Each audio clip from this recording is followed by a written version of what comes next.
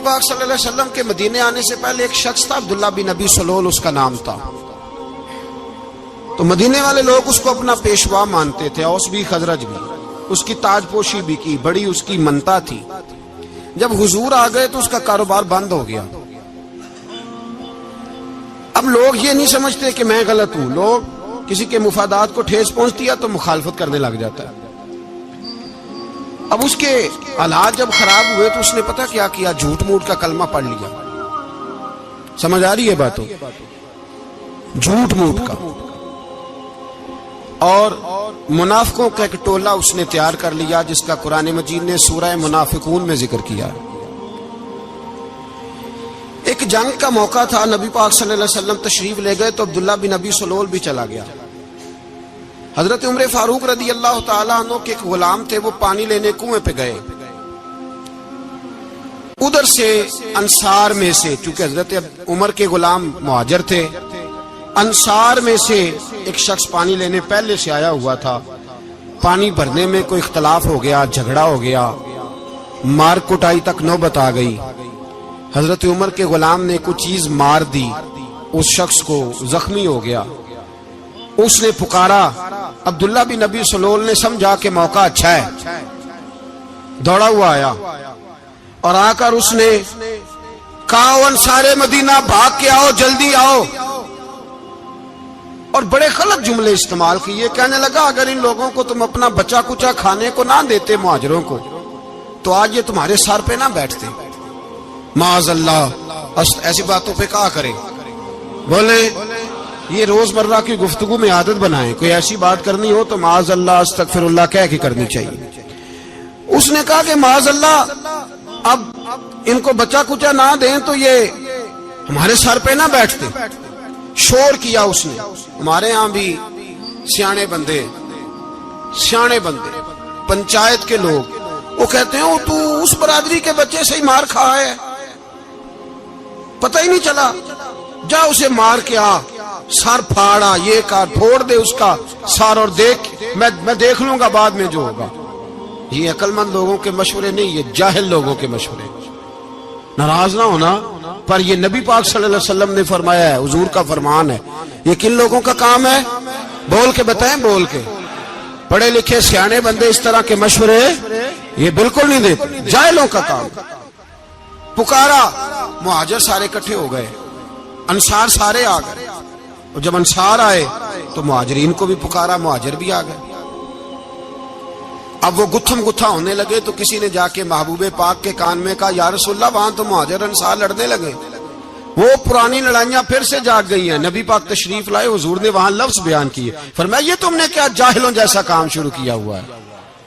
یہ کون سا کام ہے؟ اللہ کرے ہم سب اس کام سے باز آ جائے، آمین تو کہنا. اور تو اس برادری دے منڈے کوئی مار کھائے. برادری کیا ہوتی ہے؟ برادری تو تعارف کے لیے. اونچ نیچ کہاں سے آ گئی؟ کہا میرے رسول پاک علیہ الصلوۃ والسلام نے فرمایا تم جاہلوں جیسے کام کر رہے ہو. صلح کرائی، بات رفع دفع کرائی، لوگ چلے گئے، معاملہ ٹھنڈا ہو گیا. لیکن عبداللہ بن سلول نے کہا کہ میں یہ موقع خالی نہیں جانے دوں گا. پھر گیا اور جا کے انصار مدینہ سے کہنے لگا ایک دفعہ جا لینے دو مدینے، تم نے میری بات نہیں نہ سنی، جو وہاں بڑے سردار بیٹھے ہیں ان سے بات کروں گا، اور معاذ اللہ ثم معاذ اللہ ہم ان بے عزت لوگوں کو مدینے سے نکال دیں گے، وہاں صرف عزت والے رہیں گے. یہ غلط جملے اس نے ادا کیے جس کو قرآن پاک نے سورہ منافقون میں بیان فرمایا ہے. اس نے یہ بات کی. ایک صحابی تھے حضرت زید رضی اللہ تعالیٰ عنہ، وہ سن رہے تھے. آ کے عرض کی یا رسول اللہ صلی اللہ علیہ وسلم، عبداللہ بن ابی سلول تو اس طرح کہہ رہا ہے کہ مدینے جا کے عزت والے دوسروں کو نکال دیں گے، اور تم اگر اپنا بچہ انہیں نہ دیتے تو معاذ اللہ آج ایسا نہ کرتے. حضرت عمر نے بھی سن لیا. حضرت عمر نے بات سن لی، تلوار نکالی اور دوڑے. حضور نے بازو پکڑا، فرمایا کدھر جا رہے ہو؟ کہا یا رسول اللہ اگر آج سزا نہ دی تو کل اور بات بھی کرے گا، اور اگر آج ایک قتل ہو گیا تو باقی سیانے بن جائیں گے. یا رسول اللہ مجھے چھوڑے، میں ماروں گا. حضور نے فرمایا عمر چپ کر، وہ جھوٹ موٹ کا کلمہ پڑھتا ہے، لوگ کہیں گے کہ محمد ابن عبداللہ نے اپنے ساتھی مارنے شروع کر دیے. چپ کر، حوصلہ کر، صبر کر، دلیری کر۔ حضرت عمر کہتے ہیں میری حضور کے کہنے پر میں ٹھہر تو گیا، پر وہ میرے اندر جو آگ لگی ہوئی تھی ٹھنڈی نہیں ہو رہی۔ کہتے ہیں میں چپ تو کر گیا۔ نبی پاک علیہ الصلوۃ والسلام نے پوچھا عبداللہ بن نبی سلول سے تو نے یہ کہا ہے؟ کہنے لگا حاشا وک اللہ، میں نے بات ہی نہیں کی۔ ہاں، اب لوگ کہنے لگے کہ زید تو نوجوان ہے تو یہ بوڑھا آدمی ہے، چلو صحیح کہتا ہوگا۔ حضور بھی خاموش ہو گئے۔ اللہ پاک نے قرآن مجید نازل فرما دیا، فرمایا اللہ نے سن لی ان کی بات جنہوں نے یہ کہا ہے، اور پھر لفظ بڑے حسین ہے، فرمایا یہ کہتے ہیں ہم عزت والے ہیں؟ نہیں، وللہ العزت ولرسولہ وللمؤمنین، فرمایا عزت تو اللہ کے پاس ہے، اللہ کے رسول کے پاس ہے، اور عزت تو مومنوں کے پاس ہے، مومنین کے پاس عزت ہے۔ یہ قرآن پاک نے سارا مضمون بیان کر دیا کہ عبداللہ بن نبی سلول غلط کہتا ہے اور حضرت زید صحیح کہتے۔ حضور نے کچھ نہیں فرمایا، جا رہا ہے قافلہ۔ جب مدینے کی سرحد آ گئی نا، حدود مدینہ منورہ کی شروع ہوئی، تو عبداللہ کا اپنا بیٹا، اس کا نام بھی عبداللہ بن عبداللہ تھا، اپنا بیٹا اس کا بڑا مخلص جانثار غلام تھا میرے رسول پاک صلی اللہ علیہ وسلم کا، وہ تلوار لے کے مدینے کی حد پہ کھڑا ہو گیا اور کہنے لگا میرے باپ تو نے اتنی بے ایمانی کے لفظ کہے کہ میں ان کو نکال دوں گا؟ کہے اپنی زبان سے کہ میں ذلت والا ہوں، رسول پاک کو اللہ نے بڑی عزت عطا فرمائی، کہے ورنہ میں تیری گردن کاٹ دوں گا۔ بول، کہے حضور بھی عزت والے اور نبی پاک کے غلام بھی عزت، کہے اپنی زبان سے، کہے میرے رب کا یہ فرمان ہے وَرَفَعْنَا لَكَ ذِكْرَكَ، ابھی میں خود تیرے لیے تیری شانوں کو بلند فرما دوں گا۔ تو کہا کہے، تو دشمن ہو کے کہنے لگا میرے بیٹے مجھے معاف کر دے، مصطفیٰ تو بڑی عزتوں والے، ان کے غلام شانوں والے۔ جب بیٹا تلوار لے کے سامنے کھڑا ہوا، شہرت ہوئی، اب نبی پاک نے حضرت عمر کی طرف دیکھا، کہا عمر تیری بات صحیح تھی، اب جو ہوا یہ زیادہ صحیح تھا، وہ میں نے تجھے کہا حوصلہ کر، تدبر کر، وقت کا انتظار کر، یہ صحیح ہوا کہ وہ صحیح تھا۔ تو حضرت عمر فاروق کہنے لگے یا رسول اللہ میں گواہی دیتا ہوں آپ واقعی اللہ کے سچے رسول ہیں صلی اللہ علیہ۔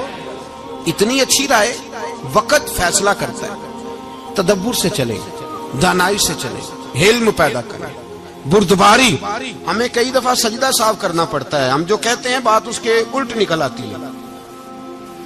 ہم کسی شخص کے بارے میں کچھ تبصرہ کر بیٹھتے ہیں، کچھ عرصے کے بعد ہمیں پتہ چلتا ہے کہ وہ تو ایسا تھا ہی نہیں، ہم نے غلط بات کر۔ ہم بغیر تحقیق کے، بغیر تفتیش کے، حوصلہ نہ ہونے کی وجہ سے، صبر نہ ہونے کی وجہ سے ہم بہت سارے کام کر گزرتے ہیں، پھر ہمیں نقصان ہوتا ہے۔ اپنی زندگی میں حلم نہ چھوڑیں، حوصلہ نہ، لڑائیاں ہوتی ہیں نا گھروں میں، اس کی وجہ خامد ہوتا ہے، بیوی نہیں ہوتی۔ یہ بات گھر جا کے بتانا کہ آج انہوں نے کہا ہے۔ لڑائی کی وجہ کون ہوتا ہے؟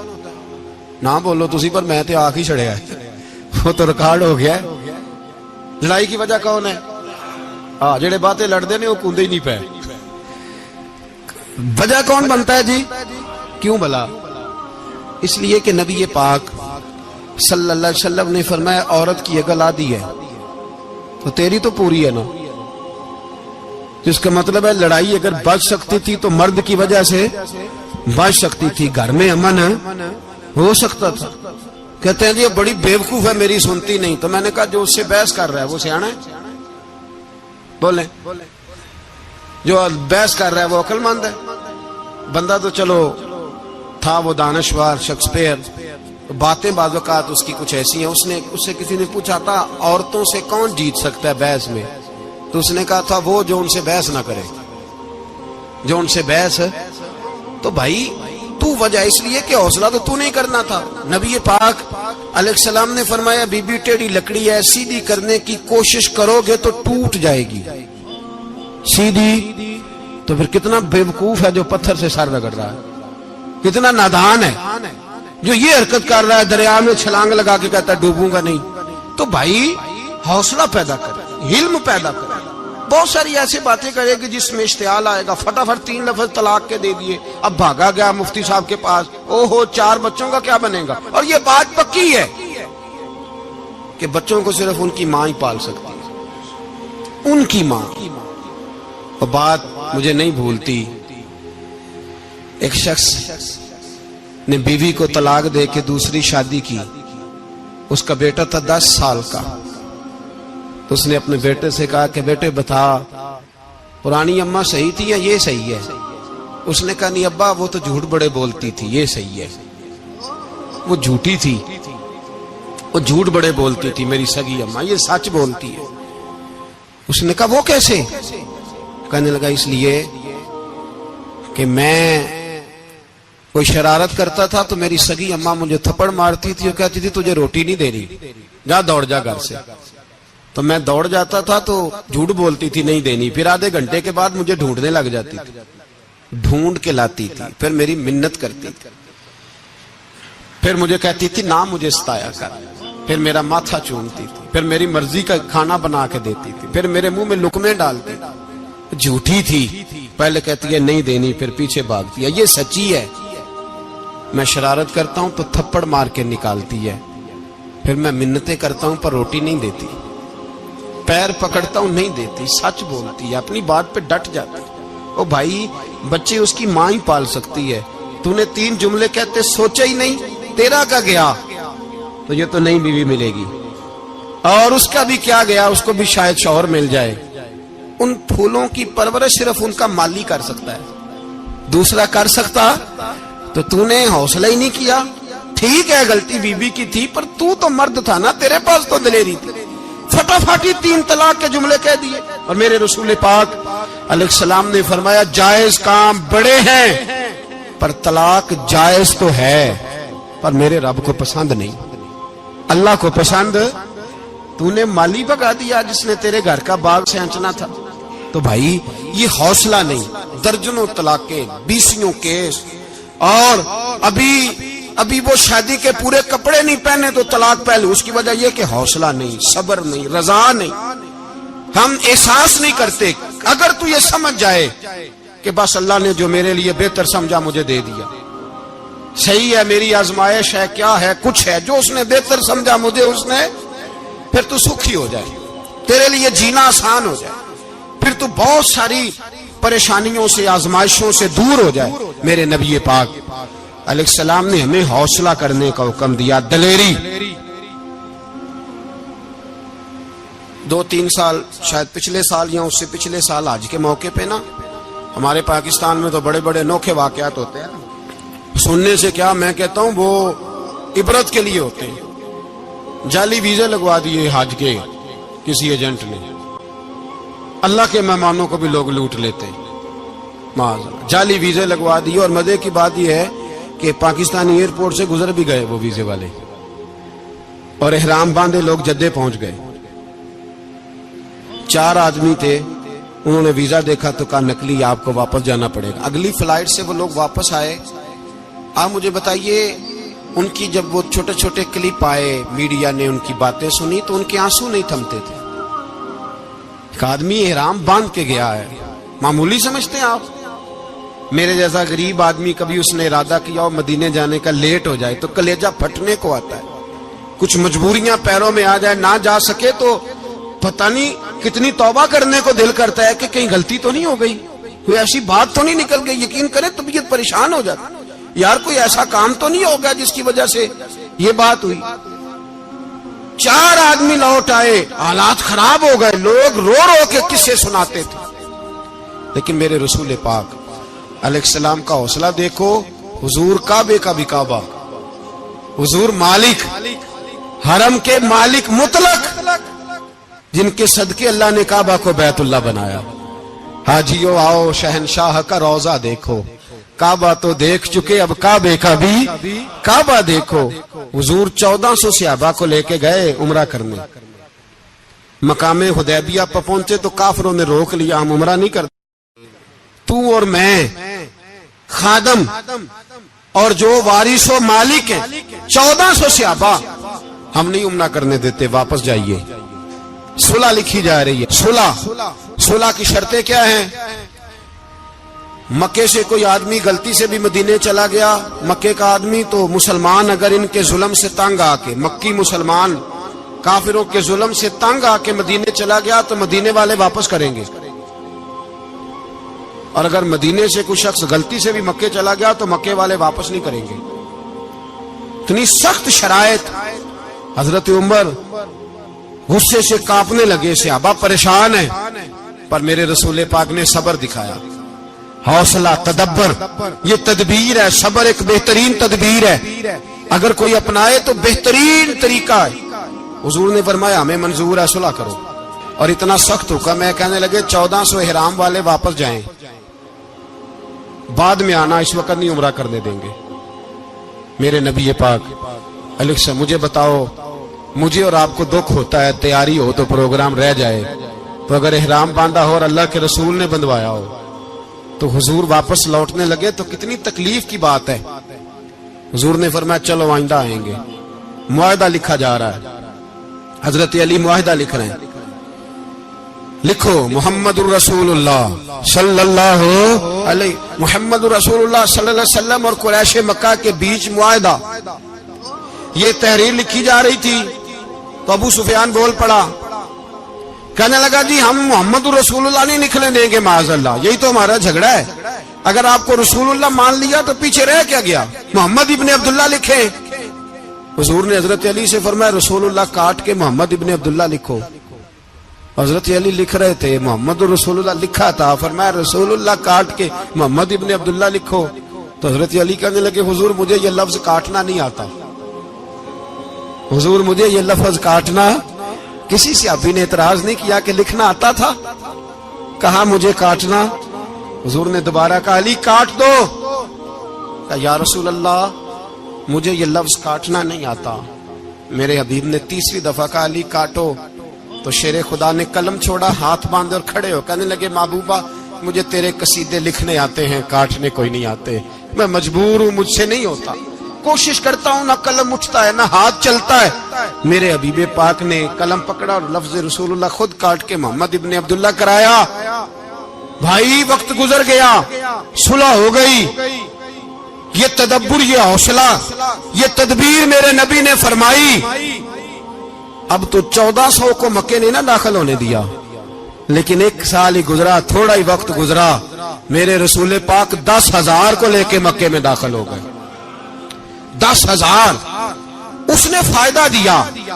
حکمت کیا تھی, تدبر کیا تھا؟ قریش روز لڑائی کرنے آ جاتے تھے, تبلیغ ہی نہیں کرنے دیتے تھے. ان سے صلح ہو گئی تو نبی پاک نے کیسر کو خط لکھا, کیسر روم کو, ہرکل کو. دور دراز تبلیغ پھیل گئی, مسلمان 100,000 سے زیادہ ہو گئے. ان کی طرف سے اب وہ لڑائی بند ہو گئی. میرے حبیب پاک علیہ السلام کے حوصلے نے کمال دکھایا, اس تدبیر نے فائدہ دیا امت مسلمہ کو. 10,000 کا لشکر لے کے حضور کعبے میں داخل ہوئے. کل جو ابو سفیان کہتے تھے نا محمد رسول اللہ لکھنے نہیں دوں گا, آج وہ خود کہہ رہے تھے اشہد ان لا الہ الا اللہ واشہد ان محمد رسول اللہ صلی اللہ علیہ. کل جو کہہ رہے تھے کہ میں یہ لفظ نہیں لکھنے دوں گا, آج ابو سفیان کی حویلی میں لاکھوں لوگ, ہزاروں لوگ بیٹھے تھے اور سارے کہہ رہے تھے محمد الرسول اللہ محمد الرسول اللہ محمد الرسول اللہ صلی اللہ علیہ وسلم. میرے محبوب کی تدبر نے, فقاہت نے, اور پھر کمال ہوا. 1400 کہاں اور 1,44,000 کہاں, 1400 کہاں اور 1,44,000. 1400 کو نہیں جانے دیا عمرہ کرنے, میرے رسول پاک 1,44,000 کو لے کے حج کرنے چلے گئے. حضور نے حج کیا, ہر طرف لبیک لبیک کی صدائیں بلند ہوئی. یہ میرے نبی پاک کا تدبر ہے, حوصلہ ہے. اگر وقتی طور پہ حوصلہ کر جاؤ گے, دلیری کر جاؤ گے, آنے والا وقت آسان ہو جائے. حوصلہ نہیں, صبر نہیں, سکون نہیں, 2-4 باتیں, یہاں تک کہ لوگ ابا جی کی بات برداشت نہیں کرتے, ایسے جملے کہہ دیتے ہیں جو دوبارہ پلٹ کے نہیں آتے. ماں کو لفظ نہیں بولتے, باپ کی روح تک چھلنی کر دیتے ہیں وہ جملے. لیکن لوگ اس وقت حوصلہ کرنے, اور ہم پنجابی لوگوں نے تو گنجائش ہی بڑی دے دی ہے. کہتے ہیں بچہ ہے جے ایک ہی ہے, ایک میں حوصلہ کرے کی ہے ماشاءاللہ. تو اگر جوان ہو گیا تو کہتے ہیں گرم خون ہے, مکہ کب.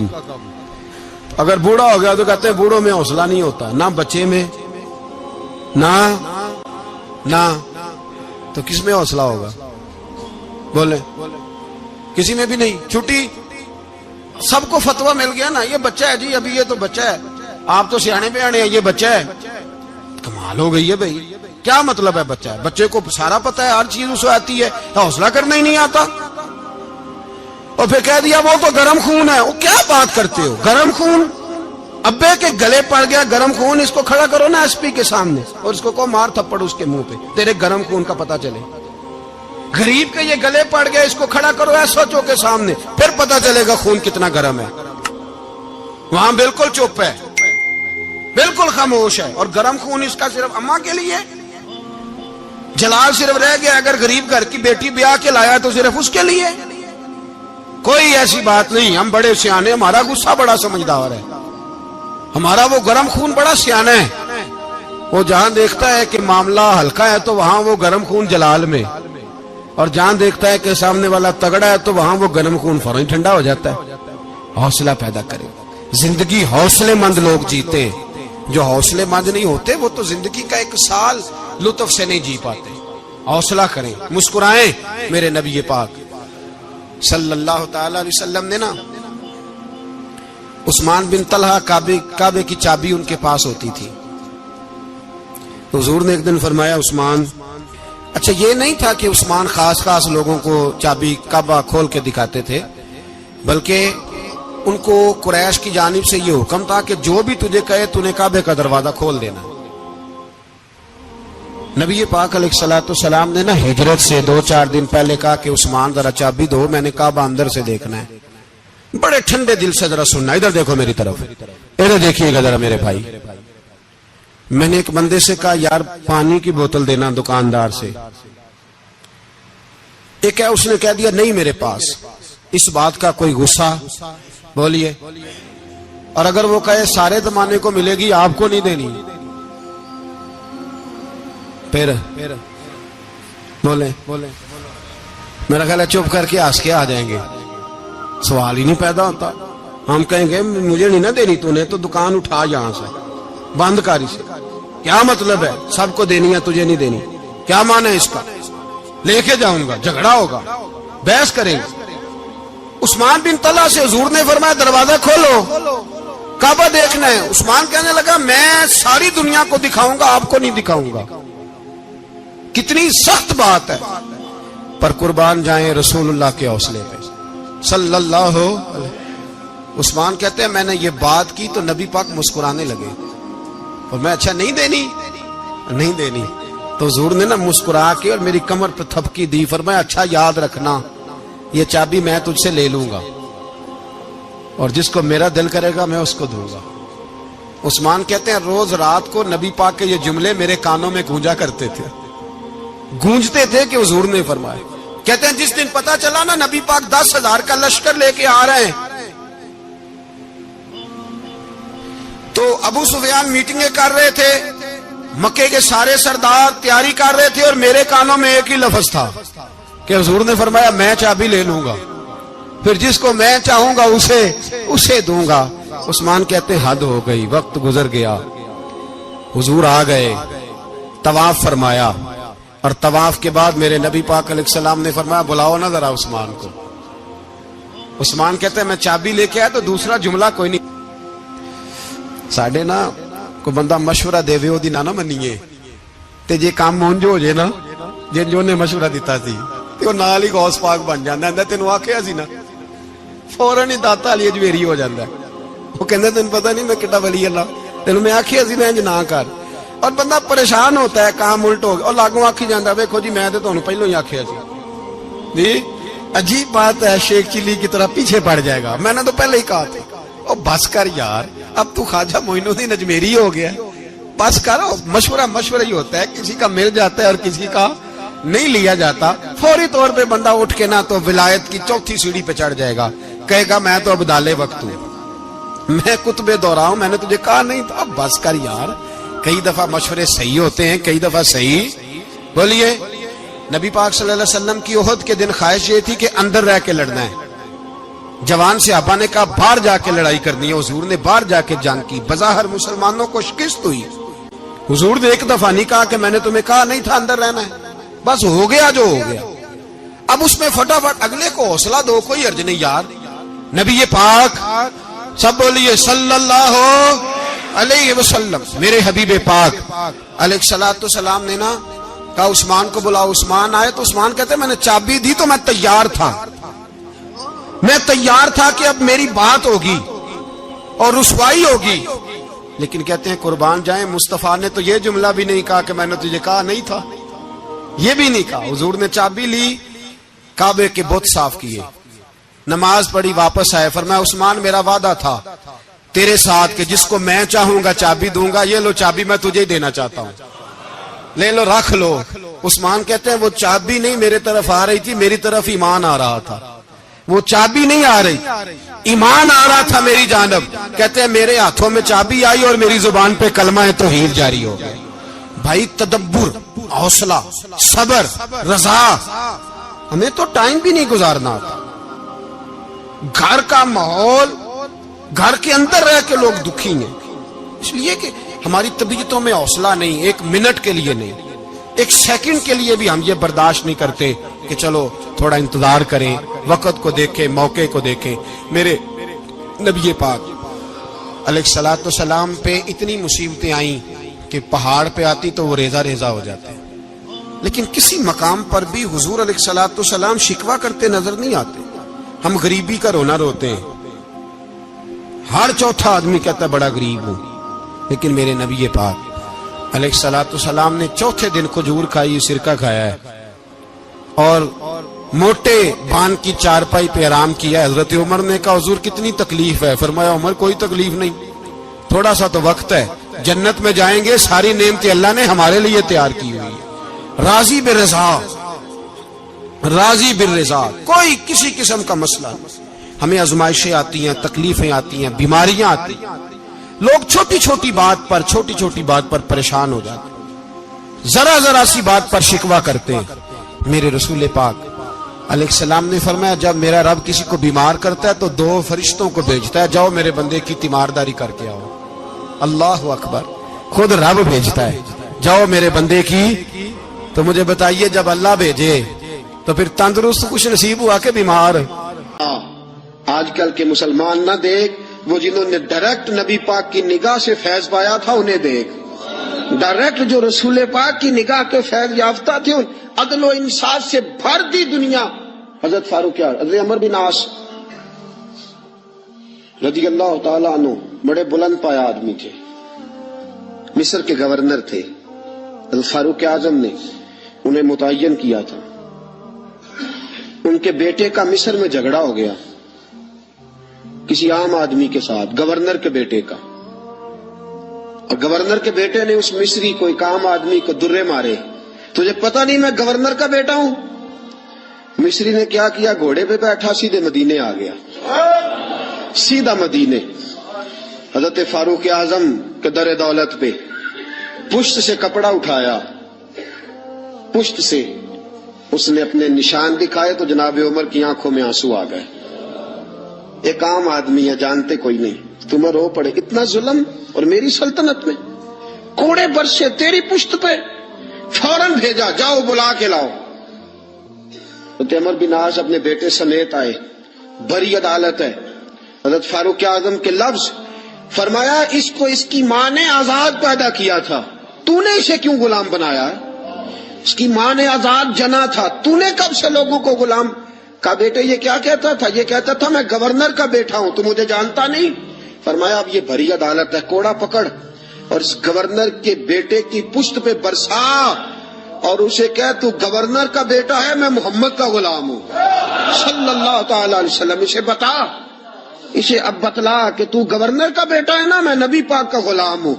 اور جو مصطفیٰ کے غلام ہوتے ہیں وہ سارے برابر ہوا کرتے ہیں، اور کائنات میں اگر کوئی عزت کی بات ہے تو وہ مصطفیٰ کا کلمہ پڑھنا ہے، حضور کا کلمہ پڑھنا باعث عزت. کنتم خیر امت اخرجت للناس، تم بہترین امت ہو اس لیے کہ تم لوگوں کی ہدایت کے لیے پیدا کیے گئے. یہ مزاج حضرت عمر فاروق. اپنے گھر سے آپ نے گورنروں پہ پابندی لگائی تھی، باریک لباس نہیں پہننا، ریشم کا لباس نہیں پہننا، اور دروازے پہ دربان کھڑے نہیں کرنے. کوئی پہرے دار نہ ہو، جب کسی کا جی چاہے ڈائریکٹ تم سے ملاقات کرے۔ یمن کے والی ایاز پتہ چلا کہ باریک لباس پہنتے ہیں اور دروازے پہ دربان بھی رکھے ہوئے ہیں۔ حضرت فاروق اعظم رضی اللہ تعالیٰ عنہ نے فرمایا اچھا؟ حضرت محمد بن مسلمہ رضی اللہ تعالیٰ عنہ سے فرمایا جاؤ تحقیقات کر کے آؤ۔ واپس لوٹے، کہا حضرت جی بات ٹھیک ہے، فرمایا بلاؤ گورنر صاحب کو۔ گورنر صاحب آ گئے، آپ نے فرمایا کہ میں نے سنا ہے تیرے دروازے پہ دربان رہتے، کہا حضرت جی خطرہ بڑا ہے۔ سنا ہے تو باریک لباس پہنتا ہے، کہا حضرت صاحب بہت بڑے لوگ سفیر آتے ہیں کئی ملکوں کے، اس لیے پہنتا ہوں۔ فرمایا تجھے سفیروں کی فکر ہے یا نبی پاک کی حدیث کی؟ یہ تو کیا بات کر رہا ہے، حکمت بیان کر رہا ہے، وقتی دلائل دے رہا ہے، عموم بلوا کا بہانہ لگا رہا ہے۔ فرمایا اس کا مطلب ہے کہ تو باریک لباس بھی پہنتا ہے اور تیرے ساتھ دربان بھی ہیں، پہرے دار بھی ہیں، لوگوں کو دقت ہوتی ہے۔ گردن جھک گئی۔ فرمایا گورنر صاحب کو لے جاؤ، ان کے کپڑے بدلواؤ، انہیں بوری اور ٹاٹ کا لباس پہناؤ، یہ گورنری کے قابل نہیں، انہیں اونٹ چارنے کی ڈیوٹی دو، یہ اونٹ چرایا کریں، یہ گورنری کے قابل نہیں۔ جو رسول پاک کی امت کا خیال کرنا نہ جانے اور جسے اللہ عزت دے تو وہ عیاشی میں گزار دے، وہ یاد رکھے کہ یہاں تو اس کے لیے شاید دنیا میں کوئی سہولت ہو اور یہاں تو شاید اسے عدل نہ مل سکے، لیکن جب اللہ عدل کرے گا تو رسوا کر دے گا، اگر اللہ عدل کرے گا تو پھر عذاب دے گا۔ آج جس کو ذرا سا اقتدار ملتا ہے، ذرا سی شہرت ملتی ہے، ذرا سی عزت، ذرا سا پیسہ، اس سے سنبھالا نہیں جاتا۔ حضرت فاروق اعظم رضی اللہ تعالیٰ عنہ نے فرمایا لے جاؤ اسے، یہ اونٹ چلانے کے قابل ہے، گورنری کے نہیں۔ اس فرمان کا مطلب یہ ہوتا تھا کہ باقی سارے گورنر غلطی ہوتی بھی تھی تو ٹھیک کر لیتے تھے، کوئی غلطی ہوتی بھی تھی تو اپنی اصلاح کر لیتے، انہیں پتا تھا جناب فاروق اعظم کبھی بھی ٹلیں گے، وہ کبھی پتہ چل جائے صحیح۔ یہاں تک کہ ملک شام میں جنگ لڑ رہے ہیں حضرت سعد بن ابی وقاص، اور بہت بڑا نام ہے، عشرہ مبشرہ میں سے ہے حضرت سعد بن ابی وقاص، اور فوج کے سپہ سالار ہیں۔ حضرت سعد بن ابی وقاص کے خلاف شکایت آ گئی، آپ نے حضرت محمد بن مسلمہ سے کہا جاؤ تحقیقات کر کے آؤ، پوری تحقیق کرنا اور سعد بن ابی وقاص سے کڑے سوالات پوچھنا۔ وہ گئے، سارا کچھ پوچھا۔ حضرت سعد بن ابی وقاص خود مدینے کا، حضرت جی آپ کو ان پہ شک گزرا ہے؟ آپ نے فرمایا سعد ساری باتیں اپنی جگہ پہ، تیرے فضائل اپنی جگہ پہ، لیکن تیرے خلاف شکایتیں آئی تھی